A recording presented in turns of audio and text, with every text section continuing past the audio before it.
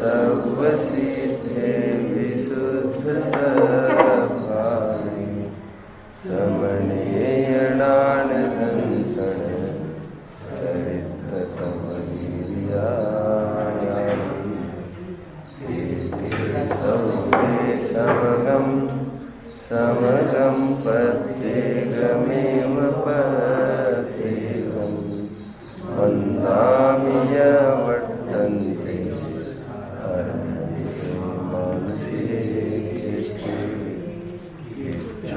अर्हन्तानं सिद्धानं तहनमो गणहराणम् अर्चावयवकारणं सावनं चैव सौदेशं देशं विशुद्धदंसन नानमहानासमं समासेच भुवसंपयामि सम्मं जतोऽनुभामि सम्पत्तिः।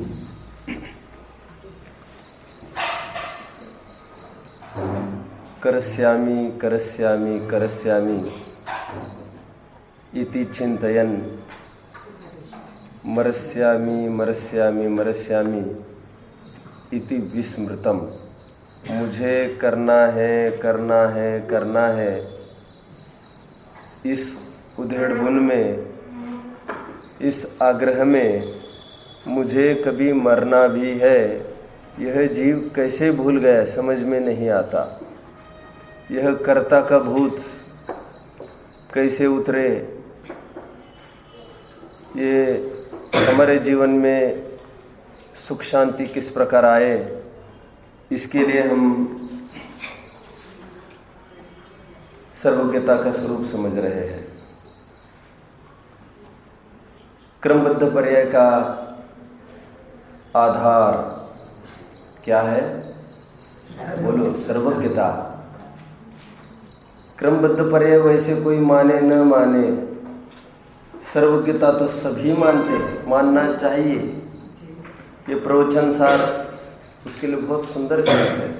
अतीत तथा अनागत, अनागत समस्त पर्यायों को वर्तमानवत जानते हैं। अनागत मतलब फ्यूचर टेंस की जो एक एक पर्याय है वो खचित है। इसमें 99वीं गाथा में आएगा, जिस प्रकार जमीन का एक प्रदेश हटाकर दूसरे प्रदेश में नहीं कर सकते, टाइल तो हटा सकते हैं यहाँ से वहाँ, मूल प्रदेश जमीन का यहाँ से वहाँ नहीं कर सकते पलट फेर। ठीक उसी प्रकार पर्यायों का भी पलट फेर हम नहीं कर सकते। प्रदेश का उदाहरण दिया और सिद्धांत घटित किया काल में। समझ में आया? प्रत्येक पर्याय अपने स्व समय में खचित है, उसका अपना परमेश्वरपना उसमें समाया है, उसमें हमारे विकल्प की बिल्कुल आवश्यकता नहीं है। ये प्रकरण चल रहा है, जितनी मजबूती से हम हमारे दिल में ये बिठा सके कि आने वाली एक एक पर्याय सुनिश्चित है, खचित है, उसके अभिन्न षटकारक वे भी सुनिश्चित है, कौन निमित्त होगा वो भी निश्चित है, सब कुछ सुनिश्चित है। ये समझ में आने पर हमारा बाहर पुरुषार्थ ढीला पड़ता है, और ढीला पड़ना, बाहर ढीला पड़ना, ये अंतरंग का वास्तविक पुरुषार्थ है। और ज्ञाता स्वभाव का उसको भान होता है, अरे मैं तो कुछ नहीं कर सकता हूँ, करने की आवश्यकता नहीं। इसलिए सबसे बड़ा अधिकार लिख दिया है समय सार में, कौन सा? कर्ता कर्म अधिकार। और फिर चैन नहीं पड़ी तो फिर सर्व विशुद्ध ज्ञान अधिकार लिख दिया बाद में, जो कहते हैं कर्ता कर्म अधिकार का ही एक्सटेंशन है। उत्थानी का भी उसकी लिख दी है। अतः जीव अकर्ता अवतिष्ठते। अब जीव अकर्ता है, यह सिद्ध करते हैं। आँख के उदाहरण के माध्यम से वहाँ पर भी समझाया है और यहाँ पर भी समझाया है। अब यह विज्ञाता चल चुकी है, जिसमें फिर ये बताया है, जिस प्रकार आँख बाह्य वस्तुओं को मात्र देखती है, करती भोगती नहीं है, उसी प्रकार ज्ञान बाह्य वस्तुओं को मात्र जानता देखता है, करता भोगता नहीं है। आँख का उदाहरण दिया जाता है। मैंने बताया था आँख भी लुक धातु से बनता है और ज्ञान भी लुक धातु से बनता है, ठीक है। और अंग्रेजी में भी लुक टू सी। और अन्य इंद्रियों का उदाहरण क्यों नहीं देते? क्योंकि आँख ये अप्राप्यकारी मानी गई है, उसको बाह्य विषयों के साथ संपर्क लाने की आवश्यकता नहीं है। जैसे स्पर्शनेंद्रिय को आवश्यकता है, रसनेंद्रियों को है, घ्राणेंद्रियों को है, चक्षुरेंद्रियों को बाह्य विषयों के संपर्क की आवश्यकता नहीं है। सैकड़ों किलोमीटर दूर बैठ के हम यहाँ से अग्नि देख सकते हैं, कोई संपर्क की आवश्यकता नहीं। ठीक उसी प्रकार ज्ञान को सन्निकर्षता की आवश्यकता नहीं है, उन पदार्थ को स्पर्श करने की आवश्यकता नहीं है। ओके, ये प्रकरण हमारा चल रहा है। एक 56 पेज पर आप आइए सर। कौन से गाथा तक अध्ययन हुआ है अनुज आप लोगों का? यही पर आए।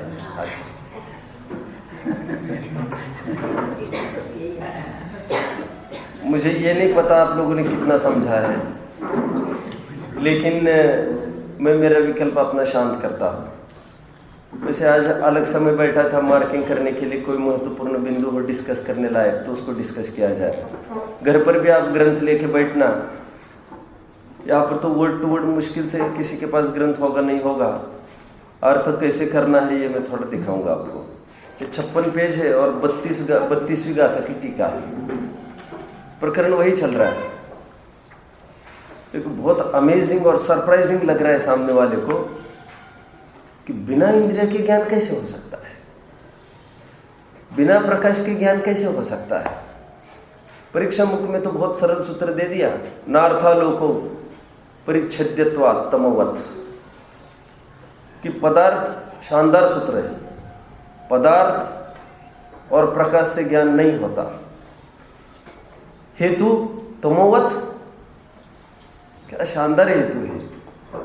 तमोवत अंधकार है, कुछ भी नहीं दिख रहा है, कुछ भी है। अरे अंधकार का ज्ञान हो रहा है कि नहीं तुमको? कैसी बात करते हो तुम, ज्ञान नहीं होता? हमारे तो ज्ञान होने की बात है। अरे प्रकाश से ज्ञान नहीं होता, स्वीकार करो। अंधकार में कहा गया अंधकार है, ऐसा ज्ञान हुआ कि नहीं हुआ? अभी आगे तो बहुत सारी बातें आने वाली है, और जितना ज्ञान का प्रकरण चल रहा है उतना सब प्रकरण किस में लगाना है? सुख में लगाना है आपको, सुख में। समझ में आ रहा है?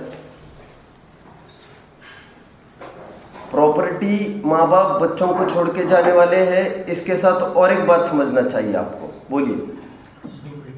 प्रॉपर्टी बच्चों को सौंप रहे हैं माँ बाप बच्चों को, उसके साथ और एक बात समझना चाहिए। बोलो।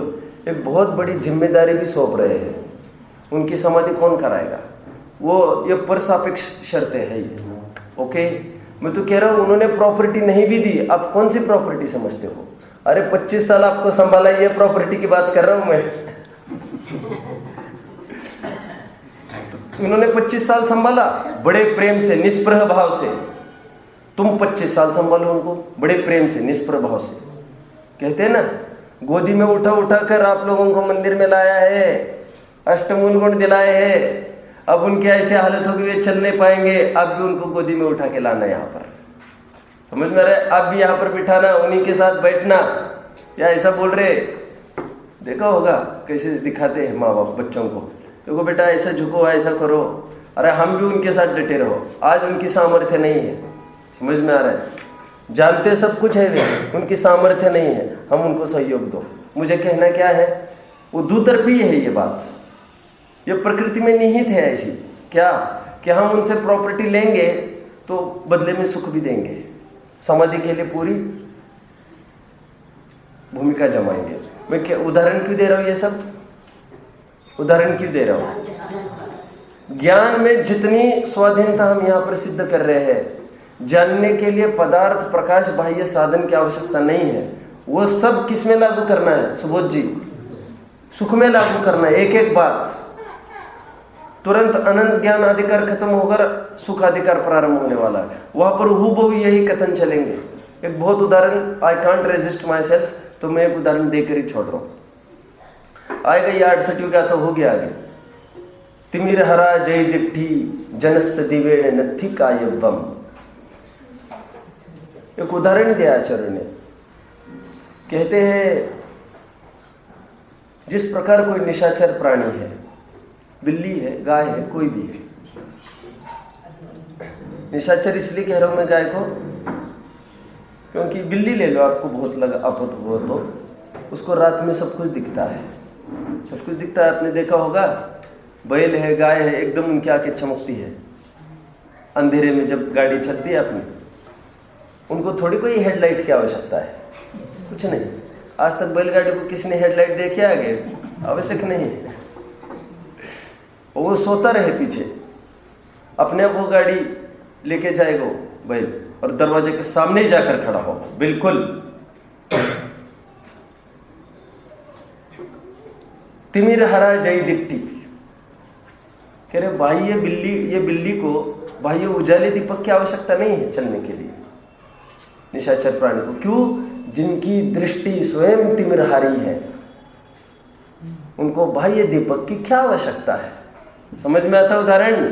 तिमिर हरा जय दिट्ठी जनस दिवेण नत्थि कायबम।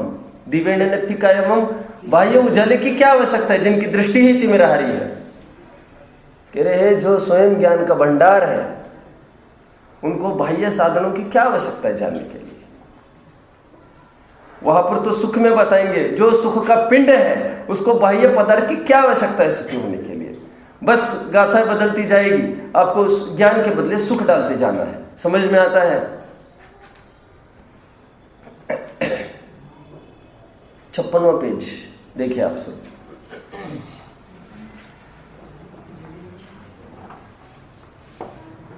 पहले से ही ये मिल रहा है सबको, टीका की दूसरी लाइन। पहले से ही समस्त ज्ञाकार रूप परिणमित होने से, फिर पर रूप से आकारांतर रूप से नहीं परिणमित होता हुआ सर्व प्रकार से अशेष विश्व को देखता जानता है। इसका अर्थ मैं करूंगा। क्या कह रहे हैं यहाँ पर? पहले ही समस्त ज्ञाकार रूप परिणमित होने से, फिर पर रूप से आकारांतर रूप से नहीं परिणमित होता हुआ। इतने से का ही अर्थ करना है मुझे। अगेन पहले से ही समस्त ज्ञाकार रूप परिणमित होने से। कौन, किसकी चर्चा है? ज्ञान की चर्चा है। ज्ञान मतलब केवल ज्ञान पर्याय की चर्चा है। वह केवल ज्ञान की पर्याय कैसी है? वह ज्ञान कैसा है? समस्त ज्ञाकार रूप परिणमित होने से। समस्त ज्ञाकार रूप परिणमित होता है। एक बात, वो ज्ञान कैसा है? समस्त ज्ञाकार रूप परिणमित होता है, एक बात। दूसरी बात, होने पर भी पर रूप से परिणमित नहीं होता। क्या? मैं बीच का शब्द हटा दिया, आकारांतर रूप से। आकारांतर रूप से मतलब ज्ञानांतर रूप से। मतलब ये लाइन ये बोल रही है, ज्ञान ज्ञाकार रूप से परिणमता हुआ, ज्ञाकार रूप से नहीं परिणमता। बस इस लाइन को खोलना है मुझे। और लाइन बोल के दिखाना। क्या? बोलो बोलो, आप बोलो। पहले से ज्ञाकार रूप से परिणमित होते हुए ज्ञाकार रूप नहीं। राइट, आप बोल के दिखाना। ज्ञान ज्ञाकार रूप परिणमित होने पर भी ज्ञाकार रूप परिणमित नहीं होता। राइट, आप बोलोगे? आप में से कोई बोलेगा? हाँ बोलो। ज्ञान ज्ञाकार रूप परिणमित होने से भी ज्ञान। यहां से कोई बोलेगा? ज्ञान ज्ञाकार रूप परिणमित होने पर भी ज्ञाकार रूप परिणमित नहीं होता। इसका अर्थ क्या करेंगे? पहले तो ज्ञान ज्ञेय सबको समझ में आता होगा। ज्ञान ज्ञेय समझ में आता है? ज्ञान ज्ञेय क्या चीज है? ज्ञान जानने वाला, ज्ञेय जानने में आने वाला। ओके, अपन कहते हैं ना खाद्य, खाने में आने योग्य, ग्राह्य, ग्रहण करने योग्य। उसी प्रकार ज्ञेय जानने में आने योग्य, पर सापेक्ष शब्द है ज्ञान ज्ञेय। ज्ञान शब्द ही, ये ज्ञेय शब्द ही ज्ञान सापेक्ष पड़ा है। क्या कहा? मामा शब्द ये आया है किसी को तो भानजे सापेक्ष ही आया है ये शब्द। तो ज्ञेय ये शब्द आया है तो ज्ञान सापेक्ष ही आया है, मतलब ज्ञान जानता है तभी तो ये ज्ञेय है और तभी तो ये जानने में आते हैं। समझ में आ रहा है? यहाँ पर ये कहा जा रहा है ज्ञान ज्ञेयाकार रूप से परिणमित होने पर भी ज्ञेयाकार रूप से परिणमित नहीं होता। ये सिद्धांत कैसा है? देखिए यहाँ पर ज्ञेयाकार के दो अर्थ आपको करने हैं, आपको ज्ञेयाकार के दो अर्थ करने हैं तभी तो संधि बनेगी। ज्ञेय जैसा आकार उसे कहते हैं ज्ञेयाकार और ज्ञेय का आकार उसे भी कहते हैं ज्ञेयाकार। समझ में आता है? ज्ञान ज्ञेयाकार रूप से परिणमित होता हुआ, ज्ञेयाकार रूप से परिणमित होता हुआ मतलब ज्ञेय जैसे आकार रूप परिणमित होता हुआ। ओके, कल आपने उदाहरण देखा था ना, ये मयूर है, मोर है, ये दर्पण है। ये मोर के कारण दर्पण में प्रतिबिंब नहीं बना है और ये दर्पण की ही अपनी पर्याय है। नमक को खारा होने के लिए बाह्य वस्तुओं की आवश्यकता नहीं है, स्वभाव अहेतुक होता है। हमारा ज्ञान स्वभाव है, जानना अहेतुक है, दूसरे की पराधीनता नहीं है उसमें। लेकिन खारेपन में तो हमको तुरंत समझ जाते हैं। जब ज्ञान की बात आती है ऐसा लगता है, एकदम लगने लगता है उसकी तैयारी हो तभी तो ये जाने। लेकिन ज्ञान ज्ञेय में कोई संबंध में आपत्ति नहीं है। आपत्ति जो है वो तुम्हारे राग की तरफ से और हमारे राग की तरफ से है। समझ में आता है? पकड़ में आ रहा है? मूल स्वरूप की तरफ से आपत्ति नहीं है। जैसे उदाहरण देखिए जाते जाते रास्ते में किसी ने जय जिनेंद्र की, कोई पूछा ये कौन है आपके? तो कोई नहीं है ये हमारे। नहीं लगते कौन है आपके? अरे कुछ नहीं लगते। तो आपने जय जिनेंद्र की, जय जिनेंद्र उन्होंने किया, हमने जय जिनेंद्र कर दी। कुछ संबंध होने की आवश्यकता नहीं। मैं प्रश्न पूछूं दोनों में संबंध क्या है? वो भी जैन है, हम भी जैन है, ये हमारा संबंध है। हम एक ही, किसी ने फिर, और जय जिनेंद्र की भी छोड़ो, किसी ने नमस्ते कर दी। किसी ने पूछा क्या बात है, अब कैसे पहचानते हो इनको? आप रहते वाशिम में हैं और वाशिम के किसी आदमी ने पहले हमको नमस्ते करी, आपको तो आपत्ति होगी, बोले आप कैसे जानते? वो कुछ नहीं। क्या संबंध है? हम दोनों कल एक ही ट्रेन में आए थे, ये भी संबंध है। क्या संबंध है ये? हम दोनों एक ही ट्रेन में आए, जिस ट्रेन में वे आए उसी ट्रेन में हम आए, यह संबंध है। अब यह संबंध कैसा है? जैसा लोक में कर्ता कर्म सुख दुख को करने धरने वाले संबंध है, ऐसा यह कोई संबंध नहीं है। इसमें हमको कुछ हानि नहीं है, हमसे उनको कुछ हानि नहीं है। जय जिनेंद्र में आप समझ रहे हैं? इसको कहते हैं ज्ञाता ज्ञेय संबंध। कुछ करने धरने की बात नहीं है यहाँ पर। अन्य संबंध तो ऐसे है, संबंध कहते ही हमको एक लगता है संबंध, अच्छे से हम बंध गए। जैसे बाप बेटा है, माँ बच्चे है, ये जो पति पत्नी है, ये संबंध कैसे है? ये बंध गए, संबंध अच्छे से हम बंध गए हैं। लेकिन ज्ञेय का एक संबंध आम संबंध जैसा नहीं है, इसमें स्वाधीनता सबकी बरकरार है। वी आर नॉट बाउंड, हम कोई बाइंडिंग नहीं है हमारी कि उनको कोई आपत्ति आएगी तो हम हेल्प करने जाए, उनको कोई आपत्ति आएगी तो हम हेल्प करने जाए। क्यों? हमारा संबंध क्या है? ज्ञान ज्ञेय संबंध है। धर्म द्रव्य ज्ञेय है, आत्मा ज्ञान है, ये हम दोनों में संबंध है। ओके, यहाँ पर यह कहा जा रहा है कि नमक को अपने खारेपन के स्वभाव के लिए बरकरार रहने के लिए किसकी आवश्यकता है? किसी की भी आवश्यकता नहीं है। स्वभाव तो स्वभाव है ना, वो पर सापेक्ष थोड़ी है वो। उसी प्रकार आत्मा ज्ञानमयी है, उसको किसकी अपेक्षा है? कोई ज्ञेय यदि नहीं झलके तो अरे वो तो उसके नेचर में पड़ा है जानना। वो ज्ञेय की परमिशन की आवश्यकता थोड़ी है। और ज्ञेय को भी आपत्ति इसलिए नहीं है। आपत्ति क्यों नहीं है? ज्ञेय के भी स्वरूप में पड़ा है। क्या स्वरूप में पड़ा है? प्रमेयत्व, जानने में आना। और बाकी केवली है, विज्ञान भी है, ज्ञेय भी है, तो ज्ञान का विषय भी बन रहे हैं। और दूसरों को भी जान रहे हैं। आप समझ रहे हो मेरी बात को? वे लोकालोक को जान भी रहे हैं और अनंत केवली है वे भी उनको जान रहे हैं, उनको किसी में भी आपत्ति नहीं है बिल्कुल। फंक्शन बताओ कैसा होता होगा वो? फंक्शन ये है, जैसे उदाहरण के तौर पर केवल ज्ञान की एक पर्याय में किसी एक केवली है, वह संपूर्ण लोकालोक जान रहा है, तो संपूर्ण लोकालोक में वे जितने अनंत केवली है उनको भी जान रहे हैं।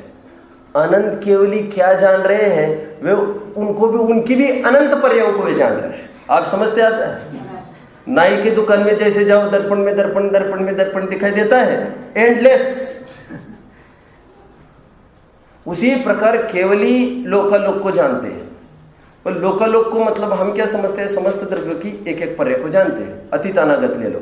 लेकिन केवल ज्ञान का विषय दूसरा केवल ज्ञान बना, और दूसरा केवल ज्ञान नहीं, दूसरे केवली की आगामी समस्त अनंत ज्ञान की पर्याय दिख रही है, और उसमें वे क्या देख रहे हैं? उनको भी वे देख रहे हैं, और उसमें वे स्वयं ज्ञान का ज्ञेय बन रहे हैं, उसको भी वे देख रहे हैं। समझ में आता है? अब दिव्यता विचारो तो आपको समझ में आएगा। हम तो इतना जान के बैठे हैं कि इसकी समस्त आगे पीछे की पर्याय जानते हैं। अरे केवली की, केवल ज्ञान की एक पर्याय जानना मतलब केवल ज्ञान संपूर्ण लोकालोक जानते हैं। अपने ज्ञान से वैसे भी लोकालोक को जान रहे थे, लेकिन अपने ज्ञान का एक अंश, ज्ञेय का एक अंश, क्या वो केवली की एक पर्याय केवल ज्ञान की, वो भी तो लोकालोक को जान रही है। और वो लोकालोक को जानते समय वो भी तो अन्य केवलियों को जान रहे हैं, और अन्य केवलियों को उनके भी ज्ञान को जान रहे हैं, और वे भी लोकालोक को जान रहे हैं। ये बराबर सब इतम भूत जानते हैं। समझ में आता है? कोई गुत्थम गुत्था नहीं है वहां पर, बिल्कुल स्पष्ट। इसलिए मैं कहता हूं ना, और कैसे जानते हैं ये? वर्तमानवत।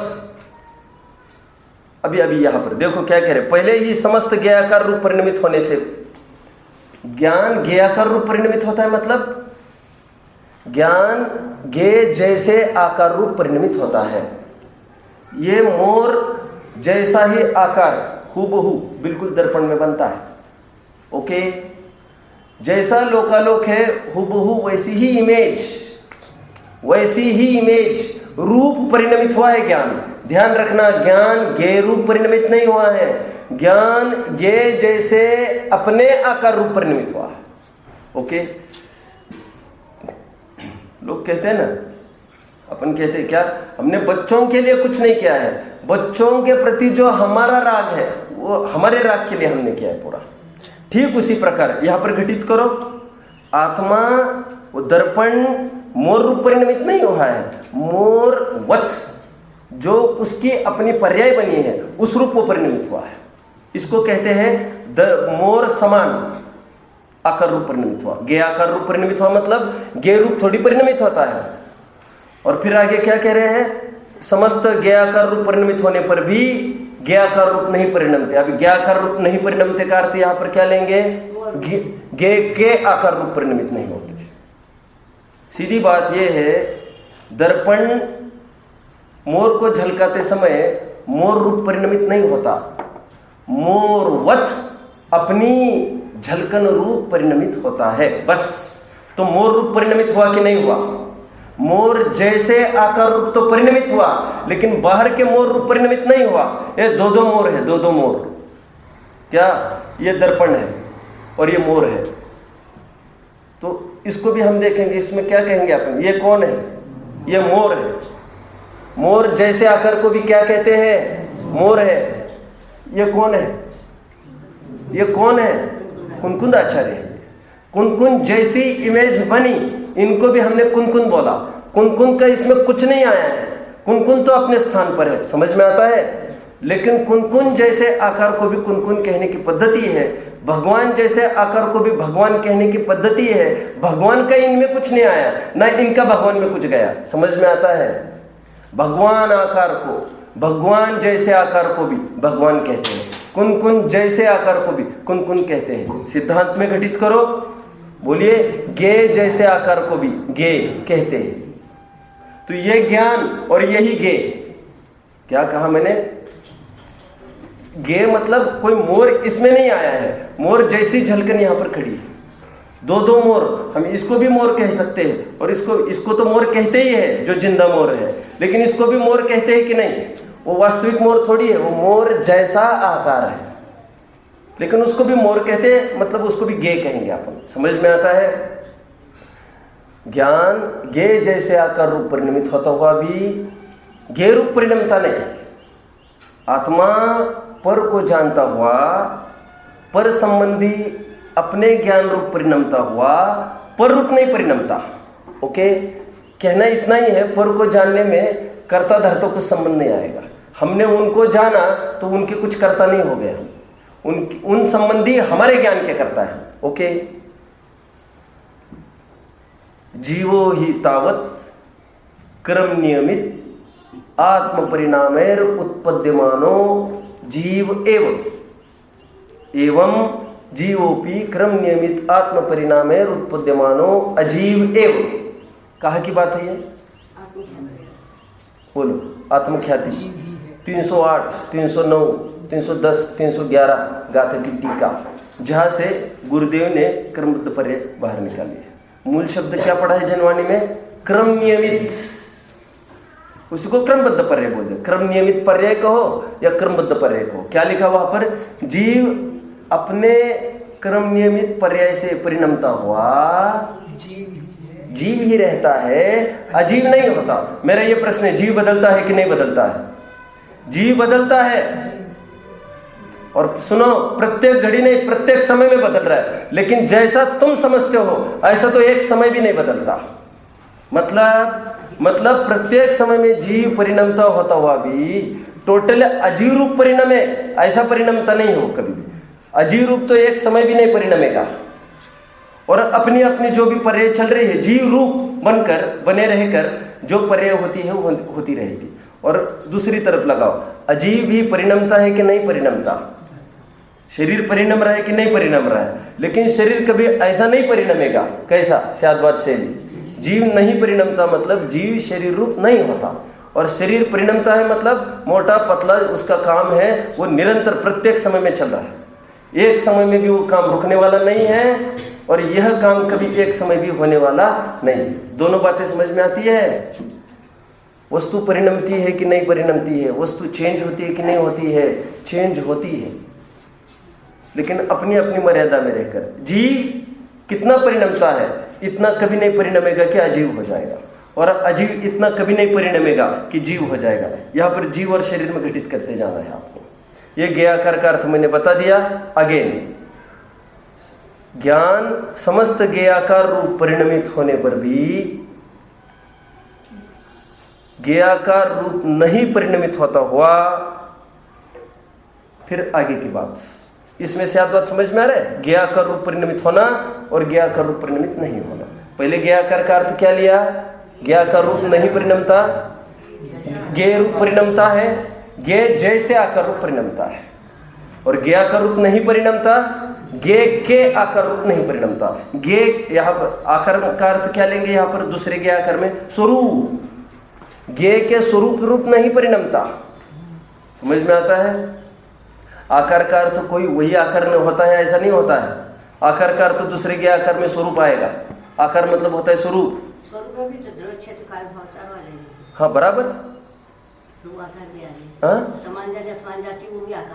स्व चतुष्टयी भिन्न है न न्यारा न्यारा। ज्ञाकार रूप नहीं परिणमते मतलब ज्ञेय के स्वरूप रूप नहीं परिणमते। ज्ञेय के स्वरूप मतलब दोनों का स्वद्रव्य अलग, स्वक्षेत्र अलग, स्वकाल अलग, स्वभाव अलग, सब अलग अलग, तद्दन जुदीय वस्तुएं है, उनका चतुष्टयी अलग है। प्रकरण एक ये हो गया। अभी बहुत सुंदर प्रकरण है, देखिए। केवल ज्ञान की चर्चा चलते चलते शंकाकार को एक शंका उत्पन्न हुई है। शंका नहीं है वैसे, ये क्षोभ उत्पन्न हुआ, दुख। केवल ज्ञानी की चर्चा करते समय दुख का पार नहीं है इसको। क्यों? ऐसा क्या हो रहा होगा? भगवान की भक्ति करते करते कभी रोते भी लोग दिख सकते हैं आपको। भक्ति का रूप ऐसा भी हो सकता है। कहा आप, कहा मैं, कहा राजा भोज और कहा गंगू तेली। क्या बात है हमारी। तो कोई इतना क्षुब्ध हो गया है उन केवलियों की, कहा बात करते हो आप। हम तो सामान्य जीव है। तो आचार्य देव ने बहुत सुंदर गाथा डाल दी यहाँ पर। देखो, केवल ज्ञान की चर्चा चल रही निरंतर 10-12 गाथों में। केवल ज्ञान की महिमा आने के साथ साथ कभी डिप्रेशन भी आ सकता है। क्या डिप्रेशन आ सकता है? वे तो सब कुछ जानते हैं, हम तो कुछ नहीं जानते। आचार्य देव ने इस नब्ज को पकड़ा है और वे ये कहते हैं, बहुत अच्छा, ये ऐसी गाथा है जहाँ पर केवलियों को और हमको बिल्कुल बराबरी बिठाया गया है, एक ही सीट पर, एक ही मंच पर। कह रहे तुम घबराते क्यों? कह रहे वहां पर भी केवली एक आत्मा ही को तो जानने के कारण केवली है। बहुत अच्छा अर्थ किया। केवली का अर्थ क्या करते हैं? केवली का कह रहे वे लोकालोक को जानने के कारण केवली नहीं है, वे केवल अपनी आत्मा को जानने के कारण केवल ज्ञानी है। तू भी केवल अपनी आत्मा को जानने के कारण तू भी केवली हो जाएगा। केवली केवली दोनों बहुत केवली है। वे कितना जानते हैं? वे तो लोकालोक को जानते हैं, हम तो थोड़े थोड़े को जानते हैं। वे कैसा जानते हैं? वे प्रत्यक्ष जानते हैं, हम तो परोक्ष जानते हैं। वे अतीन्द्रिय जानते हैं, हम इंद्रिय जानते हैं। ये भेद खड़ा मत करोगे। वे भी अपनी एक आत्मा को जानते हैं, तुम भी एक अपनी आत्मा को जानो। समझ में आता है फर्क? क्षोभ दूर हो गया। देखो देखो, सुनो सुनो, कभी कभी क्षोभ ये उत्पन्न हो जाता है कि अरबपति हो कितना कमा रहे हैं, अपना बच्चा कहता रहता है कि पापा जी उनके पास क्या क्या है, क्या क्या नहीं है, अपने पास कुछ नहीं है, कुछ नहीं है।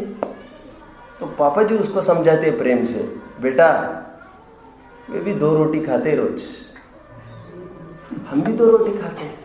और सुन, वे भी जो कर रहे हैं वो रोजी रोटी के लिए कर रहे हैं, हम भी रोजी रोटी के लिए कर रहे हैं। बस उनको भरोसा नहीं है क्या होगा, इसलिए बहुत डटे हैं। लेकिन गारंटी ना उनकी है, गारंटी ना अपनी है। वे तो समय बर्बाद कर रहे हैं बेटा। मैं हमेशा इसलिए कहता हूँ ना, इतने साल तक हमने पैसा नहीं जुटाया है, पैसे संभालने के विकल्प बढ़ाए हैं, पैसे खर्च करने के विकल्प बढ़ाए हैं। अभी इसको कहाँ लगा, उसको कहाँ लगा, वो कितना दे रहा है, वो कितना दे रहा है। ये उसके विकल्प ही नहीं, जिसके पास है ही नहीं। कहाँ है पैसा, खर्च हो गया। अब अभी आते समय एक जन बोला 20 साल हो गए मेरे बैंक में 300 रुपए से रुपए 1 रुपए नहीं बढ़ रहा है। बहुत हंसते हंसते बोल रहा था। जिस दिन सैलरी आई आधे घंटे में पहुंच जाते हैं, निकाल लेते, खर्च कर लेते हैं। सैलरी बढ़ेगी तो खर्चा बढ़ा देंगे, घटेगी और घटा देंगे खर्चा। बैंक में पड़े रहे साहब, 1 घंटा भी नहीं मैं पढ़ने रहने देता। पैसे थोड़ी है खर्च करने को कल के लिए। कौन दुखी कर सकता है बताओ? अब कह रहे तुम रोते क्यों हो बड़ों की बड़ी बड़ी बातें देखकर? वे भी 2 रोटी खाते हैं, तू भी 2 रोटी खाता है। सच पूछो तो, एक तरफ से देखो तो बेटा वो 2 रोटी भी ढंग से नहीं खा रहे, तुम तो बहुत ढंग से खा रहे। उनको रोटी खाने के बीच में 50 फोन आ जाते हैं और फिर बहुत बार तो बीच थाली से ही चले जाते। तुम्हारे पास तो फोन ही नहीं है, अचानक अर्जेंट कॉल तो तुमको आना ही नहीं है। समझ में आता है? अभी एक यहाँ पर भी दोनों अपेक्षा घटित करो। दोनों अपेक्षा कैसे घटित होगी कौन बताएगा? केवलियों को देख देख कर जिसको क्षोभ हो रहा है, मूल उत्थानी का पढ़ लेना आप। मैं उत्थानी का पढ़ूंगा तो टाइम जाएगा। देखो, अब केवल ज्ञानी को और श्रुत ज्ञानी को अविशेष रूप से दिखाकर विशेष आकांक्षा के क्षोभ का क्षय करते हैं।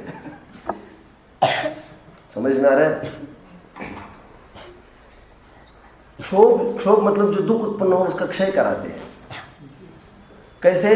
वे भी केवली अपने आत्मा को ही जानने के कारण केवली है। वो तो उनको लोकालोक जानने में आ गए बेचारे, वे क्या करे? उनको कोई जानने का रस थोड़ी था। जानने के रस होता तो कुछ मिलता भी नहीं उनको। देखो, हम सब पढ़ते हैं, आप लोगों को समझ में आएगी। तीर्थंकर और अरहंत में क्या है समानता? पूरी समानता ही समानता है। जो मोक्ष मार्ग के लिए कार्यकारी है और जो ऊपर के पद है वो चोरी चपाटी के पद है। आचार्य उपाध्याय थोपा थोपी के पद है सब। क्या आचार्य मेरे साधु में कौन बड़ा है?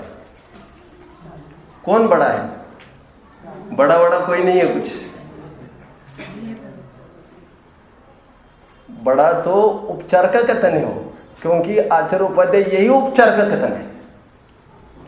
परमार से आचार्य उपाध्याय कोई है थोड़ी। परमार से सब आत्मा, ये नहीं कह रहा हूं मैं। परमार से सब मुनि है, मुनि। तो परमार से कोई हीनाधिकता नहीं दोनों में। ये भी छठवें सातवें वाले, ये भी छठवें सातवें वाले, बराबर। इसलिए गणधर जैसा जीव भी जब मुनि झुकते ना उनके सामने वंदना, गणधर भी झुककर प्रतिवंदना करते हैं। नियम है ऐसा। क्यों? गणधर हो गए मतलब कौन हो गए? आखिर कौन हो तुम? 6-7 6-7 6-7 यही पल्स बीट है तुम्हारा। हमारा भी यही पल्स बीट बताया गया है। और तो और कभी कभार ये हो सकता है जब आप 6 में हो तब हम 7 में हो, ये भी हो सकता है। तुमने तो कितनी ठेकेदारी माथे ओढ़ रखी है, समझ में आ रहा है? वास्तव में करोड़पति को भी मुनासिब नहीं है ये सब 2 रोटी टाइम की। और वो 1 बजे छुट्टी का टाइम हो गया, साहब ये मैं निकला, और टाइम ओटी पोटी कुछ नहीं चाहिए। हमको ओटी की आवश्यकता ही नहीं है। जब समस्या आती है हमको मांगने के पहले तुम लोग हमारा घर पकड़ लेते हो, साहब कितना चाहिए। बिल्कुल निश्चिंत निर्भर है, दोनों समान। ठीक है, अंतर कुछ नहीं, अंतर देखना ही अंतर है। कि वो भी अपने केवली अपने आत्मा को ही जानते हैं, और तू भी केवल अपने आत्मा को जानो। तो आत्मा को जानने की अपेक्षा दोनों समानता। और बाहर जो एक्स्ट्रा बातें हैं वो बाहर की ही है बस। मैंने कहा ना, आचार्य और उपाध्याय थोपा थोपी के पद है। थोपा थोपी नहीं समझ में आ रहा है? आज तक किसी ने मंत्री पद के लिए जैसे अप्लाई करते हैं, हमको यहाँ से सीट और फिर हमको वोट दे दीजिए, ऐसा आचार्य पद भी ऐसा होता होगा कि I am interested to be an acharya, मेरा इतना एक्सपीरियंस है, मुझे इतने ग्रंथ आते हैं, मेरा इतना तपच्चरण है, इतने व्रत के, आप कृपया इस पर दृष्टि दे दीजिए। फिर 10 एप्लीकेशन होते होंगे, फिर कुन सोचते होंगे, उमा स्वामी का ठीक लग रहा है थोड़ा थोड़ा, इसको पट्टाचार्य बना दे। अरे वहाँ पर तो आफत ये आती है, तो उमा स्वामी को जब भी कहते बेटा मैंने एक बात सोची है, सोचे तब छटपटाट होने लगते हैं अंदर से, ये खो तो नहीं कर देंगे। खो मतलब अपने माथे तो नहीं ठोकेंगे आचार्य पद। और जैसे ही उन्होंने कहा नहीं मेरी दूसरी बात है कुछ, ठीक है बोली इजी। और जैसे ही उन्होंने कहा तुम आचार्य पद संभाल लो, आचार्य पद जितने भी आचार्य हुए हैं वो ऊपर से थोपे गए हैं सभी। और वे कहे नहीं साहब हम इस लायक नहीं है, तो एक ही बल पर वो तैयार हो जाते हैं, भैया हमको समाधि करनी है। अब मना कैसे करें? और मना एक कंडीशन पर कर सकते हैं, ठीक है तुम समाधि कर लो, फिर हमको तो भी तो हमारा साधना है, साधो जाओ। फिर हम दूसरे को देखते हैं, बोला संबंध बदल हो, तो तुम में ताकत है साधने की नहीं, इसलिए केवल अपने गुरु जी को समाधि लेने का बहुत भाव है, और गुरु के आज्ञा सिर माथे, तो ठीक है आप समाधि कर लो। और जैसे भी आचार्य होते हैं वो निगाह दौड़ाते रहते, दूसरा कौन होगा, खो कब में अपने जान पर आई। वो खेल गेम होते हैं ना आजकल, क्या चेयर कहते हैं उसको, ऊपर जाता रहता है एक जन, क्या कहते हैं चेयर, म्यूजिकल चेयर। लब्धि का नंबर लग गया आज।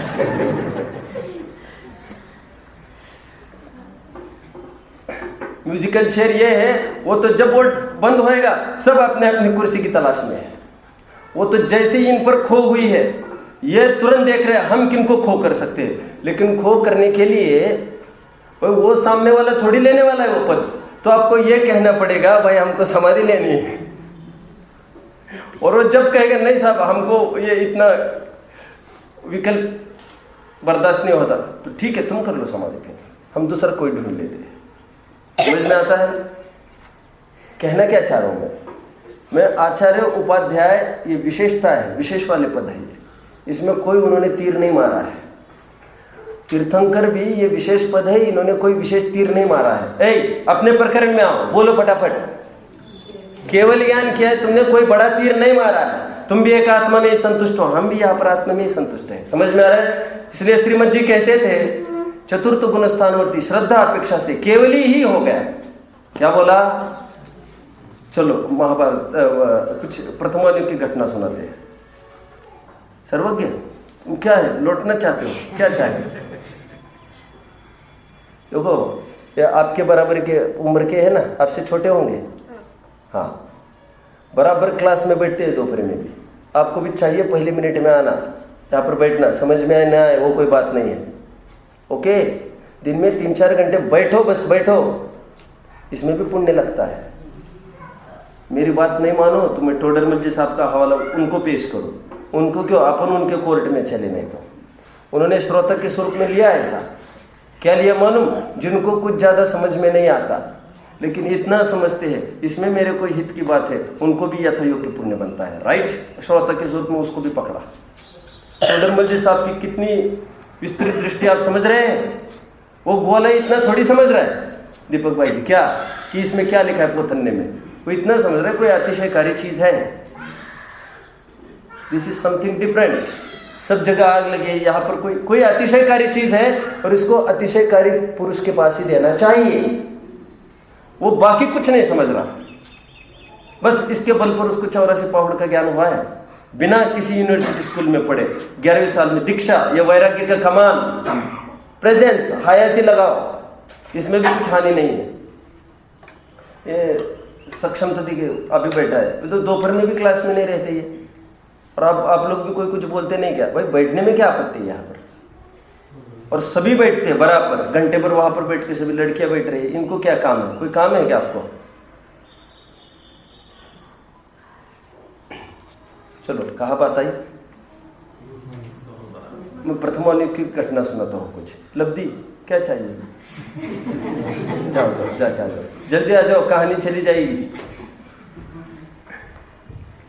भरत और बाहुबली आमने सामने खड़े हैं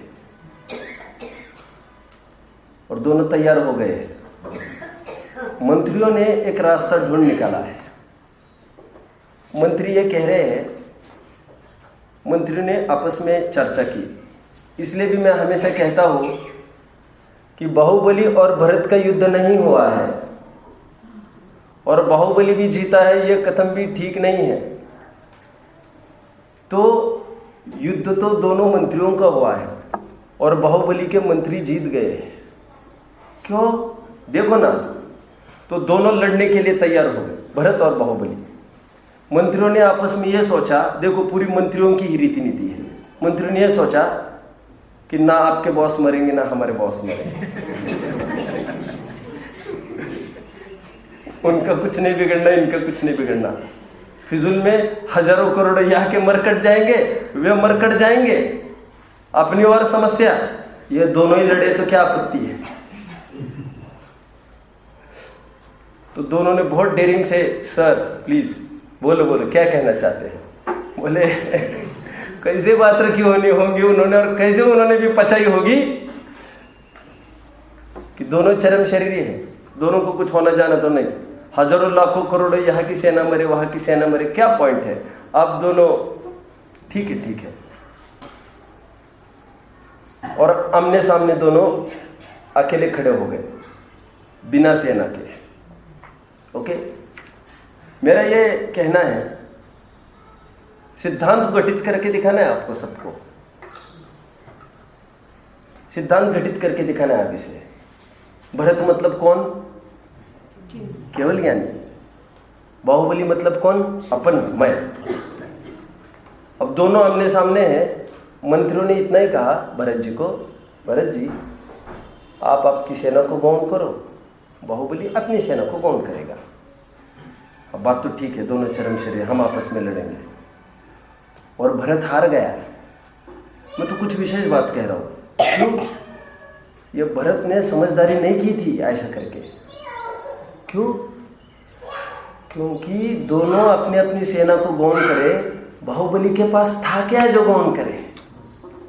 था तो भरत के पास 6 खंड का वैभव दूर दूर तक। बाहुबली के पास एक पोदनपुर, एक चौराहा पड़ा है, और वो भी टॉय टॉय पुलिस हो जाती है आमने सामने खड़े होते तो। ने फिजूल में भरत ने दिमाग का प्रयोग नहीं किया है। मंत्रियों की बातों में आकर चक्र वक्र सब एक तरफ रखकर, ठीक है आओ खुले मैदान में, अभी आओ, मूल शक्ति ताकत तो वही थी पूरी 6 खंड, और इसी को गौन किया। भरत ने बहुत बड़ी रिस्क ली है। बाहुबली की रिस्क नहीं है, बाहुबली का तो एडवांटेज है।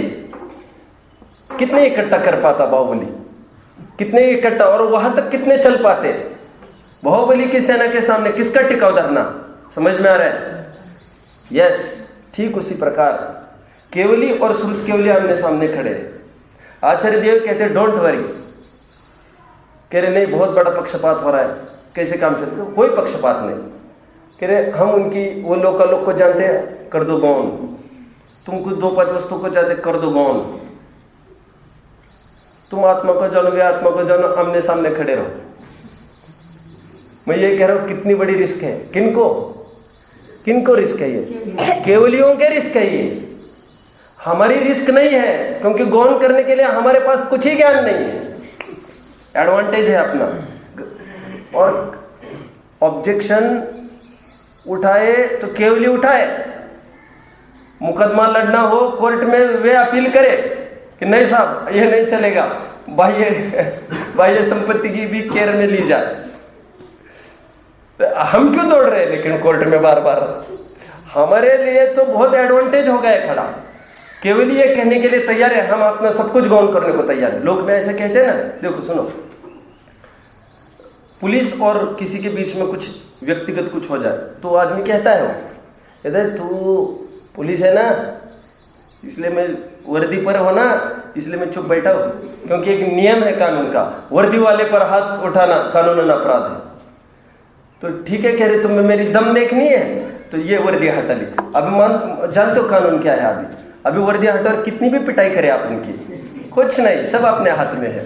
कह रहे तुम मूर्ख, तुमने वर्दी की छोड़ी, उसको कैसे पता तुम पुलिस हो?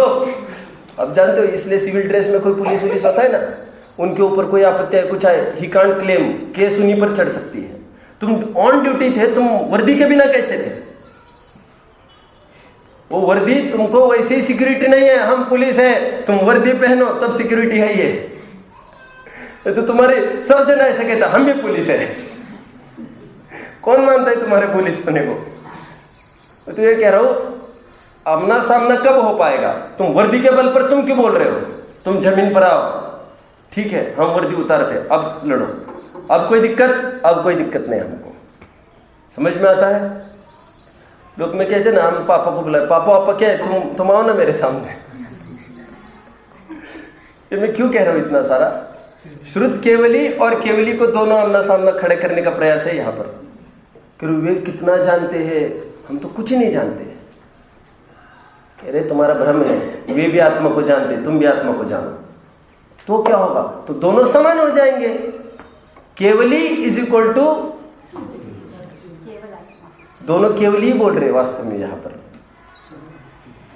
जो केवल ज्ञानी इज इक्वल टू श्रुत ज्ञानी बोल रहे हैं, केवल ज्ञानी भी केवल अपनी आत्मा को जानने के कारण केवली है, और श्रुत ज्ञानी केवल अपनी आत्मा को जानने के कारण वो भी केवली ही है। ऐसा बोला है इस गाथा में, 6वीं गाथा की टीका समय सार। बोलिए, पर को प्रकाशित करने के कारण वो दीपक नहीं है। बात को पूरी करो।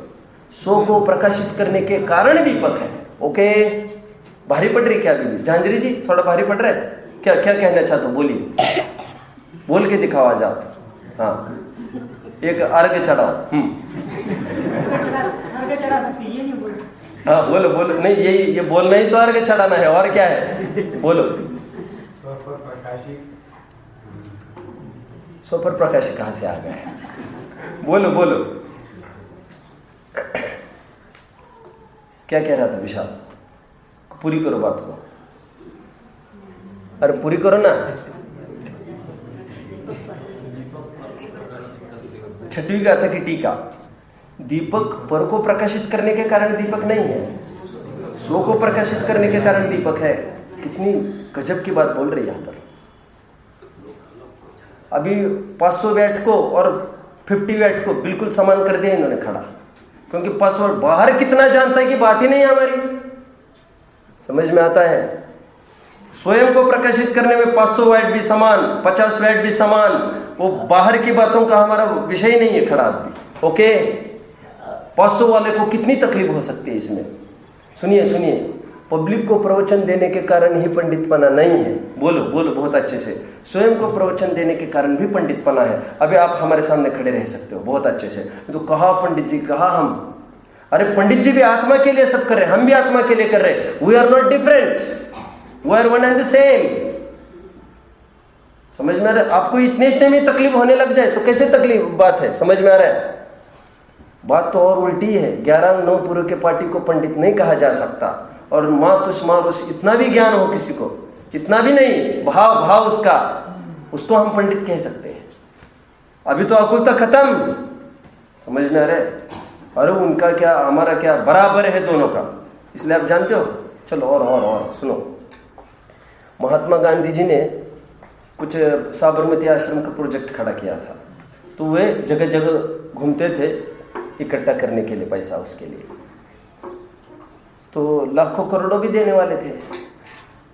एक बूढ़ी माँ आई बीच भीड़ में। आप लोगों ने पाठ पढ़ा है चैप्टर में? ये चैप्टर में था, ये पढ़ाया जाता है ये। तो एक बूढ़ी माँ बीच में आई और कितनी बार ठोकरें खाई।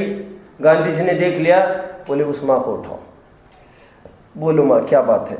वो माँ ने हाथ डाला और वो गार्ड खोलने में लगे उसको 5-10 मिनट, और निकाला एक सिक्का और बोले ये मेरी तरफ से, आप अच्छा काम कर रहे हो, आगे बढ़ो। तो लोग हंसने लग गए। गांधी जी ने उसको चूम लिया और उसको शोकेस में रखा था। और जानते हो वो क्या कहते थे गांधी जी? गांधी जी जैसी पर्सनैलिटी होना भी बहुत असाधारण बात है।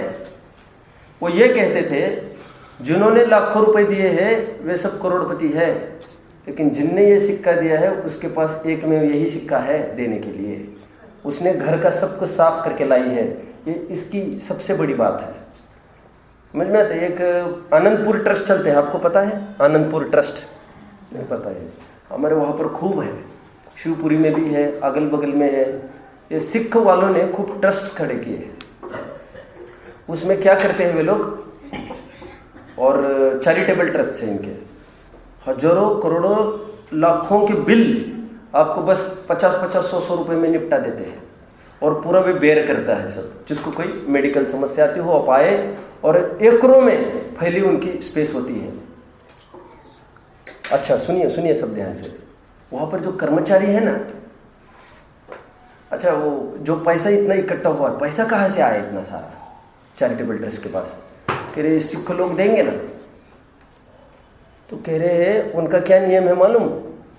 आप यदि चेक भेजते हो उनके नाम पर इतना पैसा, दे डोंट एक्सेप्ट। पैसा नहीं चाहिए हमको, तुम आओ यहाँ पर, तुम आओ, तुम यहाँ पर रहो, तुम इन दीन की, इन दुखियों की तुम सेवा करो तुम्हारे हाथ से।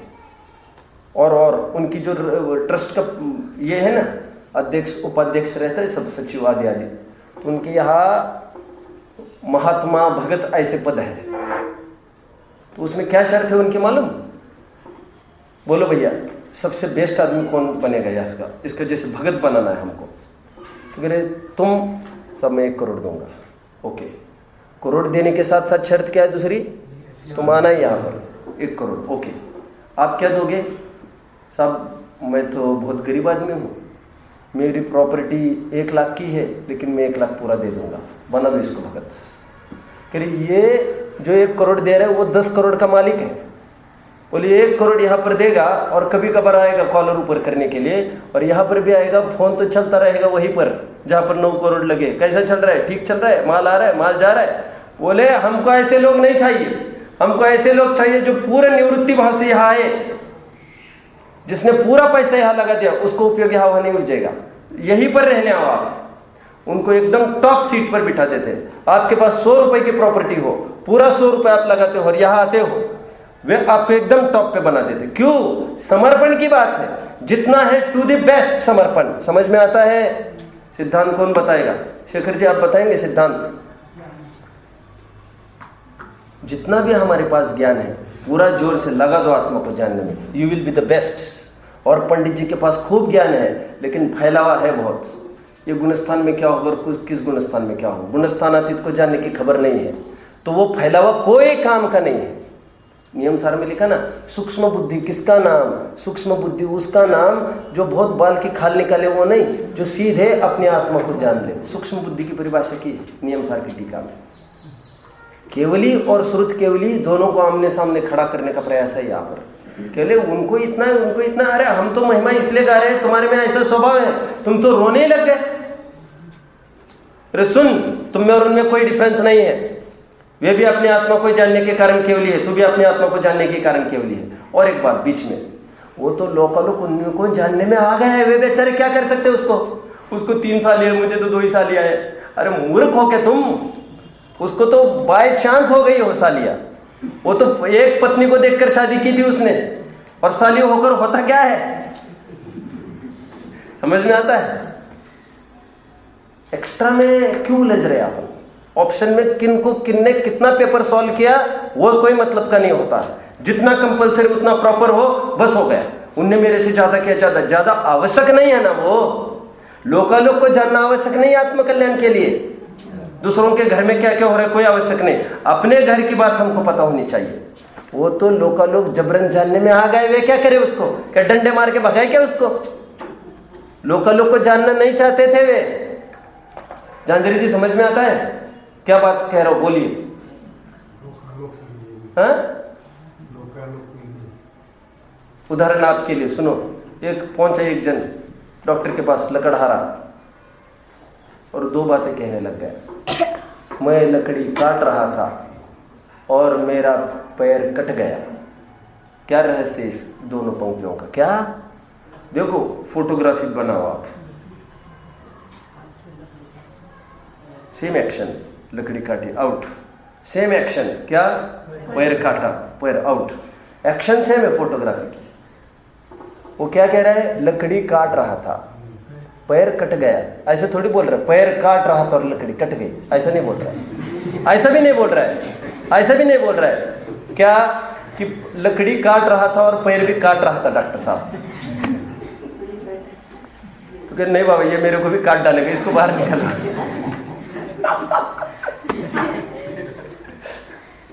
समझ में आया क्या बोल रहे वो? लकड़ी तो काट रहा था और पैर कट गया। काटने की पद्धति में कोई डिफरेंस नहीं है। भाषा में क्यों डिफरेंस पड़ रहा है? भाषा में डिफरेंस उसके भाव के डिफरेंस को दिखाता है कि प्रयोजन, उसको उपादेयता लकड़ी को काटने की थी और उपादेयता पैर को काटने की नहीं थी, वो तो कट गया। भगवान केवल ज्ञानी अपनी आत्मा को जान रहे थे और लोकालोक जानने में आ गए तो हम क्या करें उसमें? समझ रहे हो आप? ये फालतू रो रहा है आदमी। आप पढ़ लेना 23वीं 34वीं गाथा, 33 34 गाथा है, पढ़ लेना। मेरी बहुत प्यारी गाथा ये, इसमें बराबर समान सीट पर लाकर छोड़ा है। समझ में आता है? चक्रवर्ती बड़ा के सामान्य आदमी बड़ा। अरे जब समय शरण में आता है तो बिल्कुल चुपचाप डिस्टर्ब नहीं करके आकर बैठो। और तुम लोगों से तो बहुत तकलीफ है हमको, तुम लोगों की जय जने ठोकने लगते लोग, हमारा मार्केट चला जाता है। बड़े से बड़ा नेता हो और सामान्य आदमी हो, दोनों में समानता है? हाँ है ना समानता। क्या समानता है? दोनों एक ही वोट दे सकते हैं। ये बड़ा आदमी है इसलिए 10 वोट कैरी होंगे क्या उसके? नहीं होगा। ऐसा ही है कि नहीं है? और फिर विशेषता है वो अन्य बात से है। फिर राजगद्दी पर बैठेगा तो नेता बैठेगा, इसको कौन बिठाता है? लेकिन जहां समानता है वहां पर आनंद करना। तेरा भी एक वोट, उनका भी एक वोट, वोट इज बहुत इंपॉर्टेंट। तुम वोट दो, तुम्हारा वोट कोई सामान्य नहीं है। केवली भी कहा वोट लगा रहे हैं? अरे बोलो ना, अबे आत्मा पर सील लगा रहे, तुमको भी आत्मा पर सील लगाओ, तो दोनों समान ही है। सीट पर कौन बैठेगा क्यों सोच रहे हो तुम अभी? वो तो लोकालोक जानने में आ गए गलती से, बेचारे वे चाहते नहीं थे उसको। समझ में आ रहा है? ओम नमः।